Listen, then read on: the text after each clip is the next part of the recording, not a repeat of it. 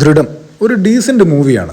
Actually തുടക്കത്തിൽ ഒരു അമച്വറിഷ് feel അല്ലെങ്കിൽ കണ്ടുമടുത്തൊരു ഫീല് ഉണ്ടായിരുന്നെങ്കിലും ഈ ഇൻവെസ്റ്റിഗേറ്റീവ് ത്രില്ലർ സിനിമകൾ അല്ലെങ്കിൽ ഹൂ ഡിഡ് ഇറ്റ് ടൈപ്പ് സിനിമകളുടെ ഒരു ഗുണം എന്ന് പറയുന്നത് എത്ര മെഡിയോക്കർ ആയിട്ട് എത്ര ആവറേജ് ആയിട്ടാണ് പടം മുന്നോട്ട് പോയതെങ്കിലും അവസാനം കൊണ്ട് നല്ലൊരു സംഗതി അങ്ങ് വെച്ചാൽ പിന്നെ ആ പടത്തിൽ അതുവരെ സംഭവിച്ചതൊക്കെ നമ്മൾ അങ്ങ് മറക്കും. അതുപോലൊരു വെറൈറ്റി അല്ലെങ്കിൽ 100% ഫ്രഷ് ക്ലൈമാക്സ് ഉള്ള ഒരു സിനിമയായിരുന്നു ഇത്. ഈ പടം കണ്ടുകൊണ്ട് മുന്നോട്ട് പോയിക്കൊണ്ടിരിക്കുമ്പോൾ യഥാർത്ഥ വില്ലന്മാരിൽ ഒരാളെ കൂട്ടത്തിൽ അതിവിനയം കാണിക്കുന്ന ആ ഒരാളെ ചുമ്മാ ഞാനും ഒന്ന് ഹിറ്റ് ലിസ്റ്റിൽ ഇട്ടിരുന്നു. അത് നമ്മൾ ഈ ത്രില്ലർ സിനിമകൾ കാണുമ്പോൾ വേണമെങ്കിൽ ഇയാളുമായിരിക്കാം എന്ന് ചുമ്മാ അങ്ങ് ഗസ് ചെയ്ത് വിടില്ലേ, അങ്ങനെ ചെയ്തതായിരുന്നു അത്. പക്ഷെ ആ ഒരു ഗസ്സിങ്ങിനെയൊക്കെ കവച്ചു വെക്കുന്ന ഒരു ക്ലൈമാക്സ് ആയിരുന്നു അത്. I am not saying this is a great movie, but it's a movie with a solid climax. പിന്നെ ഇതിലെ ഹീറോ ഷൈൻ നിഗത്തിനെ കുറിച്ച് പറയുകയാണെങ്കിൽ sometimes we may feel he's too young for this role. പക്ഷെ എപ്പോഴും അങ്ങനെ അങ്ങ് ചിന്തിക്കാനും കഴിയില്ല, കാരണം ആ കഥാപാത്രം തന്നെ അങ്ങനെയാണ്. അതായത് യങ് ആണ്, ഇൻഎക്സ്പീരിയൻസ്ഡ് ആണ്, ഫസ്റ്റ് പോസ്റ്റിംഗ് ആണ്. സോ അങ്ങനെ ചിന്തിക്കുമ്പോൾ he's okay for this role. പക്ഷെ ഫോർ സം റീസൺ ഈ സംഭവം അധ്യായം 1 എന്ന സിനിമ കണ്ടപ്പോൾ ഉണ്ടായ അതേ തോന്നൽ എനിക്ക് ഈ സിനിമ കണ്ടപ്പോഴും ഉണ്ടായി. എന്ന് വെച്ചാൽ